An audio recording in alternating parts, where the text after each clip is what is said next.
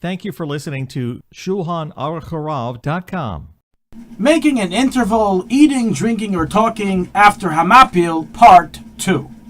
In the previous halacha we discussed the ruling of the Ramah and the Paiskim, and that one may not eat, drink, or speak after reciting Kerias, Hamita, and Hamapil, and rather one is to go to sleep immediately afterwards. We then discussed the reasons offered in the Paiskim behind this requirement, and while some hold it is required in order so the blessing of Hamapil not be in vain, the vast majority of Paiskim rule that the blessing will not be considered in vain even if an interval is made, being that it's a blessing to Hashem for the general pleasure of sleeping and not for one's personal pleasure of going to sleep.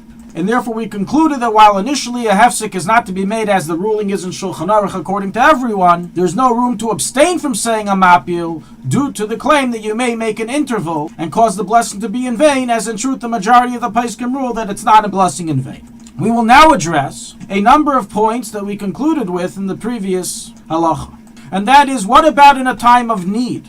In a time of need, may an interval be made to eat, to drink, or talk, if necessary? Meaning, can one rely on the lenient approach to the extent that he even initially talks and eats and drinks after Hamapil in a time of need? Or do we say in such a case, Safek brachas lahakil, and it's forbidden to make any interval even in a time of need? And what does one do about Ma'ariv, Hashayatzar, Kiddush Levani, thunder and lightning after Hamapil? What should he do in such a case? So if one recited Kerias but did not yet recite Hamapil, then certainly everyone agrees in a case of need it is mutter for one to eat, drink, and talk.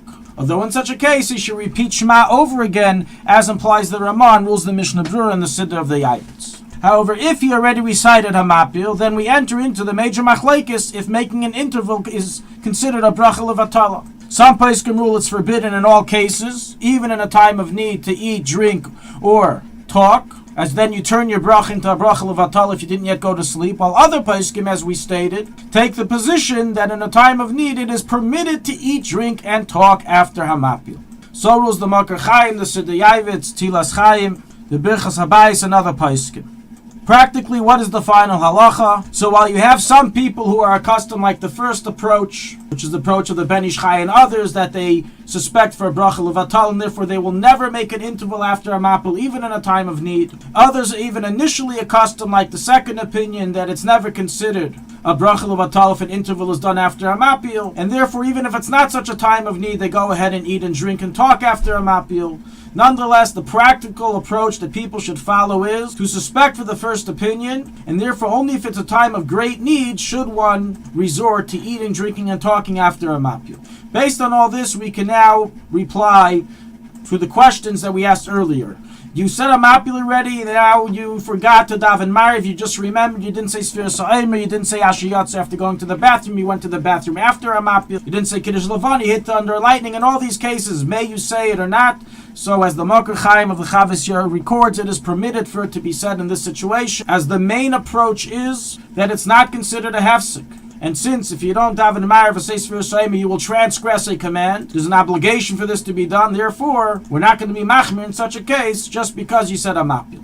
So to summarize, initially, one should practice to abstain from eating, drinking, and talking to the utmost once Hamapil is said. However, in a time of great need, or in a time of necessity for a mitzvah or bracha, such as we said, Ma'ariv, Hashayatzar, he heard thunder or lightning, then you may go ahead and make an interval and daven and say these brachas after Hamapil. And if you're very, very thirsty and can't fall asleep unless you drink, you may get a drink.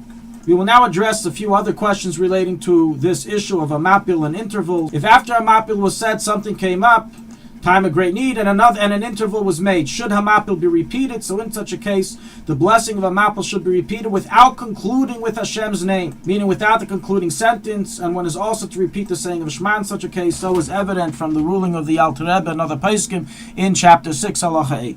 May one say Hamapil and then remain awake in bed for a little bit of time till he falls asleep? Or is even a silent hefsek interval initially abstained from? So this matter is debated amongst the Paiskim. Some say it should only be said as soon as you're about to fall asleep, while others say no, you're allowed to give yourself some drowse time on your bed until you fall asleep, and say it when you initially get into bed. And practically the final ruling follows this latter opinion. You don't have to wait until you're about to fall asleep to say Hamapil. And based on this, it is therefore also permitted for one to silently in his mind read a book or learn Torah even after Hamapil has been said, in order to drift asleep. Although one is not to verbalize the words, even if it's words of Torah, as we've already stated that we strongly suspect for the first opinions initially.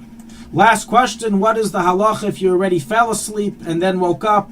Does the issur of eating and drinking and talking end, or does it still continue if you plan on going back to sleep? So certainly if you already slept for a set sleep of 30 minutes, you may even initially eat and drink upon awakening, as you already got the benefit of Hamapil and there's no worry of bracha levatala. In such a case, as we've already stated, you should repeat the paragraph of Shema and Hamapil without Hashem's name when you return to sleep.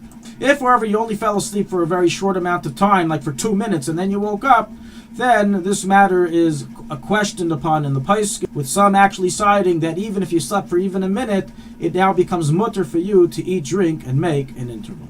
May Hashem guard the sleep of all the Jewish people, that as soon as we finish the blessing and we're ready to return our soul to its Creator for the night, that we're able to calmly fall asleep without having any impediments and matters of disruption that come up. Thank you for listening to Shulchanaruchharav.com. Our free services of making Torah knowledge available to the public depends on donors like you. Please help us continue our work through making even a small contribution at Shulchanaruchharav.com under the Daily Halacha Dedication section or in the subscription page. Also, check out our online courses and many sefarim available for purchase that will both enhance your Torah knowledge and help support our work.